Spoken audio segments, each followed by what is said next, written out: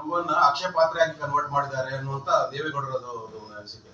ದೇವೇಗೌಡ ನೋಡ್ರಿ, is one of the tallest leader ನಮ್ಮ ಸ್ಟೇಟ್ನಲ್ಲಿ. ನಾವು ಅವ್ರ ವಿರುದ್ಧ ಮಾತಾಡ್ತಕ್ಕಂಥದ್ದು ಅದೇ ಹೇಳಿದ್ನಲ್ಲ, I will not go and speak on somebody's statement. I am straight away calling for the programmes, will discuss only about the programmes. ಈಗ ಹೇಳಿದ್ನಲ್ಲ, ಡಾಲರ್ ವರ್ಸಸ್ ರೂಪಾಯಿ ಮಾತನಾಡ್ತೀರಾ? ಯಾವ 58 ರೂಪಾಯಿ ಇರತಕ್ಕಂಥ ಡಾಲರ್ ಇವತ್ತು 84 ರೂಪಾಯಿ ಆಗಿದೆ. 27,000 ರೂಪಾಯಿ ಇರತಕ್ಕಂಥ ಬಂಗಾರ ಇವತ್ತು 71,000 ರೂಪಾಯಿ ಆಗಿದೆ. ಯಾರು ರೆಸ್ಪಾನ್ಸಿಬಲ್ ಇದಕ್ಕೆ? Who is responsible? In 2014, we were buying at 27 a gram of gold. We were buying at 27,000 rupees. It's at 71, 72. Who is responsible?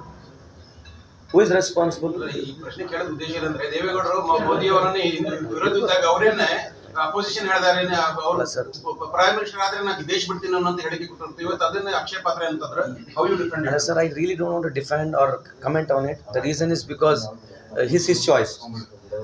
It is his choice. Now he has joined BJP. Obviously BJP ಪರವಾಗಿ ಮಾತನಾಡಬೇಕು, BJP ಇಂದ ಹೊರಗೆ ಬರೋದು ವಿರುದ್ಧ ಮಾತನಾಡ್ತಕ್ಕಂಥದ್ದು. This is how the structure of whole political game is all. But so ಅದ್ರ ಬಗ್ಗೆ ಮಾತನಾಡಿದಾಗ I don't want to comment, because whatever it is, it's his stand.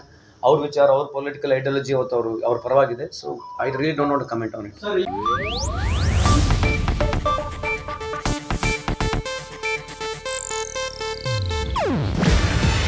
ಇದು ಏಷ್ಯಾನೆಟ್ ನ್ಯೂಸ್ ನೆಟ್ವರ್ಕ್ ಪ್ರಸ್ತುತಿ.